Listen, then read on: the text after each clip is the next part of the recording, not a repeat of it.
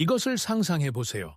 식탁에 앉아 맛있는 밥, 구운 고기, 계란 프라이 한 접시를 바라봅니다. 습관적으로 당신의 뇌는 즉시 내부 계산기를 작동시킵니다.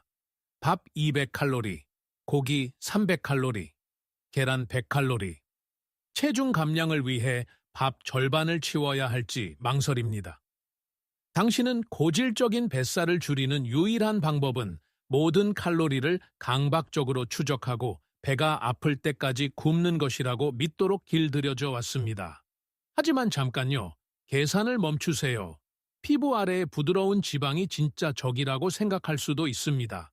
하지만 호르몬 불균형 때문에 간과 장기 주변에 직접 쌓이는 위험한 내장 지방이 진정한 소리 없는 살인자입니다. 여기 희소식이 있습니다. 코넬 대학교의 획기적인 연구는 그 뱃살을 빼기 위해 단 한 입도 덜 먹을 필요가 없다는 것을 증명했습니다. 단지 그 똑같은 음식을 완전히 다른 순서로 먹기만 하면 됩니다. 비밀은 당신이 얼마나 많은 에너지를 섭취하는지에 있지 않습니다. 그것은 식사 후 첫 15분 이내에 인슐린 수치를 능가할 수 있게 해주는 정확한 생물학적 트릭에 있습니다. 오늘 우리는 몸이 에너지를 저장하는 방식에 대한 비밀을 풀고 당신의 모든 식사를 자동 지방 연소 기계로 바꿀 것입니다. 정확한 단계를 알려드리기 전에 고질적인 뱃살의 근본 원인을 밝혀내야 합니다. 두 사람이 하루에 정확히 1,500칼로리를 섭취하는데 한 사람은 날씬하고 탄탄해지고 다른 한 사람은 허리둘레가 늘어나는 이유를 궁금해 해본 적이 있나요? 답은 두 단어로 요약됩니다. 혈당 스파이크.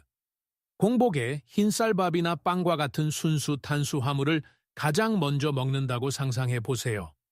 당신의 소화 시스템은 그것들을 엄청나게 빠르게 분해합니다. 그 결과는 엄청나고 갑작스러운 포도당의 홍수가 혈류로 곧바로 쏟아져 들어가는 것입니다. 즉시 당신의 췌장은 비상 버튼을 누릅니다. 그것은 그 혼란을 정리하기 위해 인슐린이라는 호르몬을 엄청나게 많이 분비해야만 합니다. 일반적으로 인슐린은 단순히 세포가 에너지를 흡수하도록 잠금 해제하는 열쇠입니다. 하지만 인슐린 수치가 너무 높고 빠르게 치솟으면 그것은 몸 전체에 원시적인 생존 명령을 발동시킵니다. 즉시 지방 연소를 멈추라고 외칩니다. 그것은 당신의 몸이 그 모든 과도한 에너지를 저장소, 특히 장기 주변의 위험한 내장 지방으로 잠가두도록 강요합니다.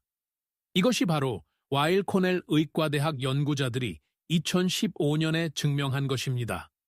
그들은 환자들에게 똑같은 식사를 제공했습니다. 같은 닭고기, 같은 채소, 같은 탄수화물. 유일한 차이는 음식을 먹는 순서였습니다. 결과는 정말 충격적이었습니다. 환자들이 탄수화물을 가장 나중에 먹었을 때 식후 혈당 수치는 무려 73% 감소했습니다. 그리고 그들의 인슐린 분비는 탄수화물을 먼저 먹었을 때와 비교하여 48% 감소했습니다. 그것이 무엇을 의미하는지 생각해 보세요. 인슐린이 48% 감소한다는 것은 당신의 지방 저장고 문을 활짝 열어젖히는 것을 의미합니다. 지방을 가두는 대신 당신은 몸이 식사 사이에 지방을 적극적으로 태우도록 허용하는 것입니다.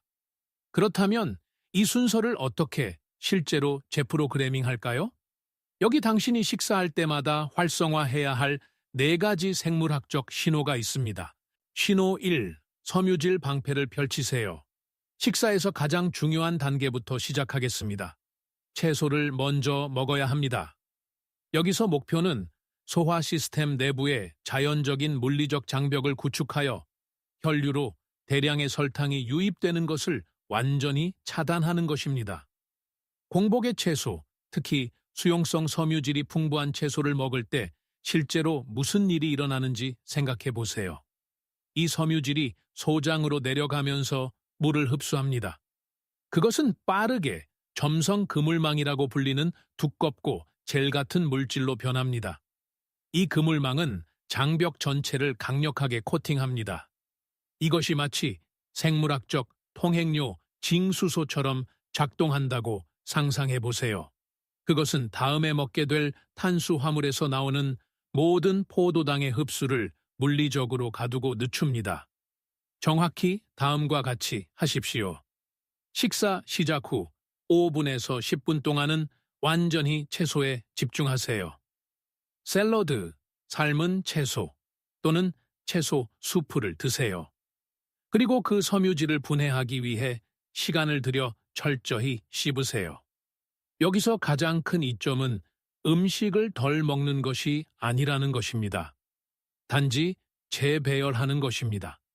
하지만 당신이 기억해야 할 중요한 경고가 있습니다. 정제된 설탕이 몰래 가득 찬 무겁고 크림 같은 드레싱에 흠뻑 적신 샐러드를 매우 의심해야 합니다. 액체 설탕은 당신이 공들여 만든 섬유질 방패를 쉽게 통과하여 혈액으로 곧바로 들어갈 것입니다. 대신 채소에 올리브 오일과 식초를 간단히 뿌리거나 가볍게 조리하고 양념해서 드세요. 신호 2. 단백질과 지방으로 방어막을 강화하세요. 이제 섬유질 방패가 세워졌으니 두 번째 방어막을 구축할 시간입니다. 채소를 다 먹은 직후 곧바로 단백질과 건강한 지방으로 넘어가세요. 이것은 구운 고기, 생선, 두부 또는 계란을 의미합니다. 하지만 무슨 일이 있어도 아직 그 밥에는 손대지 마세요. 왜 이 특정 순서가 그렇게 강력할까요? 고품질 단백질과 지방이 위와 소장의 생물학적 수용체에 도달하면 놀라운 연쇄 반응을 일으킵니다.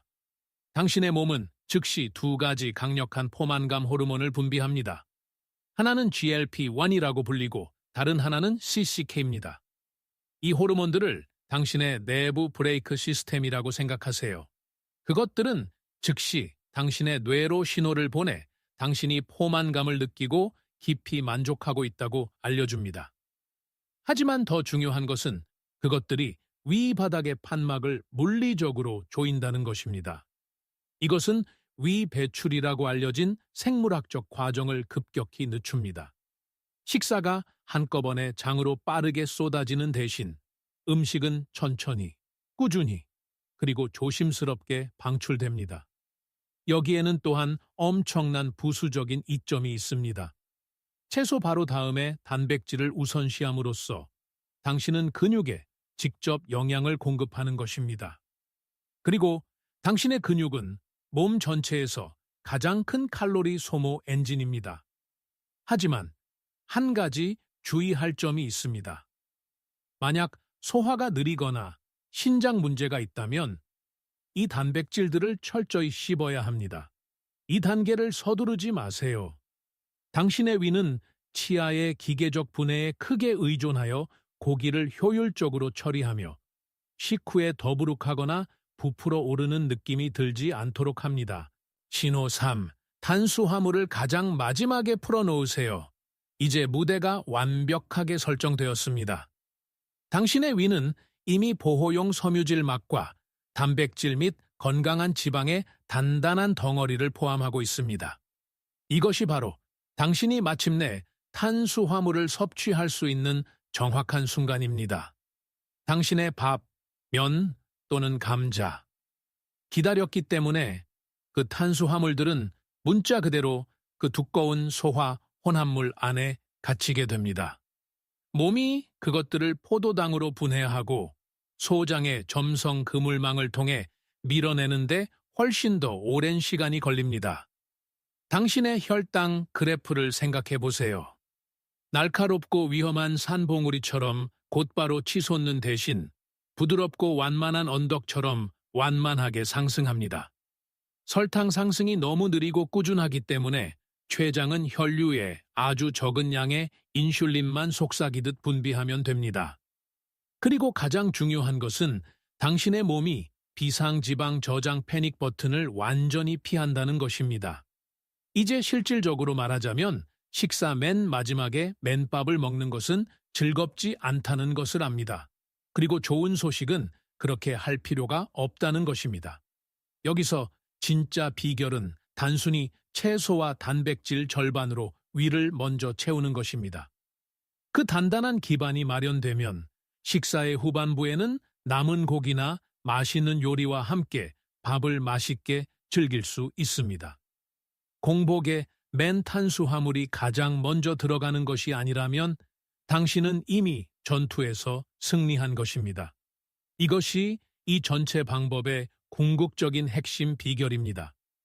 내장 지방을 저장하지 않고 맛있고 만족스러운 식사를 할 수 있습니다. 하지만 여기서 한 가지 심각한 경고를 드려야 합니다. 이 생물학적 트릭을 사용하여 가공된 단 음식, 사탕 또는 설탕이 많은 정크푸드를 먹는 것을 정당화하려고 하지 마세요.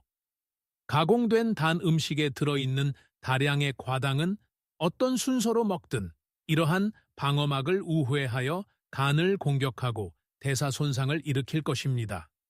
이 규칙은 진짜 통곡물 탄수화물에만 적용됩니다. 신호 4. 10분 근육 활성화. 우리가 다룬 처음 3가지 신호는 음식이 몸에 들어가는 방식에 대한 완전한 통제권을 제공합니다. 하지만 지방 저장에 대한 문을 진정으로 잠그려면 4번째이자 마지막 신호는 식탁에서 일어나지 않습니다. 그것은 포크를 내려놓은 직후 10분 동안 일어납니다. 여기서 당신의 목표는 말 그대로 혈류에 과도한 설탕을 빨아들여 즉시 태워버리는 것입니다. 이것을 제대로 하면 췌장은 추가 인슐린을 분비하기 위해 애쓸 필요가 없을 것입니다. 여기 정말 놀라운 생물학적 사실이 있습니다. 근육이 수축하면 GLUT4로 과학적으로 알려진 자체, 포도당 흡수 채널을 여는 독특한 능력을 가집니다. 그리고 가장 좋은 점은 인슐린의 어떤 허락도 없이 이 채널들을 열 수 있다는 것입니다. 식사 후 몸을 가볍게 움직이는 것만으로도 근육은 수백만 개의 미세한 진공 청소기처럼 작용하여 상승하는 포도당을 혈액에서 즉시 끌어내 즉각적인 연료로 사용합니다. 자, 여기 당신의 실용적인 지침입니다. 식사 직후에 할 수 있는 최악의 행동은 소파에 쓰러져 휴대폰을 스크롤하는 것입니다. 대신 10분에서 15분 정도 가벼운 움직임에 전념하세요. 집 주변을 가볍게 걸으세요. 설거지를 하세요. 또는 단순히 책상에서 서서 일하세요. 이 작은 습관은 식후 혈당 곡선을 완벽하게 평평하게 만들 것입니다. 하지만 이 중요한 경고에 귀 기울이세요. 오직 가벼운 1구역 움직임만 해야 합니다. 달리러 가지 마세요. 무거운 역기를 들지 마세요. 그리고 지금 당장 복근 운동은 절대 하지 마세요. 당신의 몸은 음식을 소화하기 위해 위장으로 혈액을 모으느라 바쁩니다. 만약 격렬한 운동을 강요한다면 그 혈액을 소화기관에서 빼앗아 심한 위산 역류와 위경련을 유발할 것입니다. 부드럽게 유지하고 당신의 생체 시스템이 힘든 일을 하도록 두세요. 인슐린을 성공적으로 해킹하기 위해 비참하고 제한적인 식단을 고통스럽게 따를 필요는 없습니다. 단지 모든 주요 식사에 대해 스마트하고 전술적인 식사 전략을 실행하기만 하면 됩니다. 이것을 자동화된 30분 일상 루틴으로 정착시켜 봅시다. 0분에서 5분. 장 필터를 부칭하세요. 항상 채소, 맑은 채소 수프 또는 신선한 샐러드로 식사를 시작하세요. 5분에서 10분. 포만감 방어막을 구축하세요. 고기, 생선, 계란 또는 식물성 단백질의 절반을 정확히 섭취하세요. 10분에서 15분. 서서히 방출되는 에너지를 즐기세요. 이것이 바로 당신이 마침내 밥이나 감자를 들여와 남은 절반의 맛있는 단백질과 함께 즐길 수 있는 정확한 순간입니다. 15분에서 30분. 혈당 정리. 식탁에서 일어나세요. 앞으로 10분에서 15분 동안 가볍게 걷거나 집안일을 가볍게 하여 근육이 들어오는 설탕을 즉시 데우도록 하세요. 단지 당신의 삶에서 이 짧은 30분 창을 재설계하는 것만으로도 당신은 췌장을 지치게 하는 과로에서 구해내는 것입니다. 그리고 더 중요한 것은 당신은 뱃살 저장에 대한 문을 영구적으로 닫는 것입니다. 오늘 비디오를 마무리하면서 여러분이 가져가야 할 가장 중요한 메시지는 이것입니다. 자신의 몸의 생물학적 메커니즘을 이해하는 것이 지방 연소의 진정한 열쇠입니다. 그것은 굶주림으로 자신을 고문하는 것이 아니며 생명 없는 칼로리를 강박적으로 세는 것도 분명 아닙니다. 바로 다음 식사가 이 과학을 실천에 옮길 완벽한 기회입니다. 단지 음식을 집어드는 순서를 뒤바꾸세요. 식사 후에 위에서 느껴지는 깊은 가벼움을 느껴보세요. 그리고 격렬한 혈당 스파이크로 인한 무겁고 지치는 식후 음식 혼수 상태에 최종적으로 작별을 고하세요. 가기 전에 여러분의 의견을 듣고 싶습니다. 나이가 어떻게 되시며 식사할 때 보통 가장 먼저 집어드는 음식은 정확히 무엇인가요? 지금 바로 아래에 댓글을 남겨주시면 여러분의 습관을 함께 분석할 수 있습니다. 이 과학적 분석이 유용하다고 생각하셨다면 좋아요 버튼을 누르고 채널을 구독하고 알림벨을 켜서 건강을 마스터할 또 다른 생물학적 해결책을 놓치지 마세요. 다음 비디오에서 뵙겠습니다.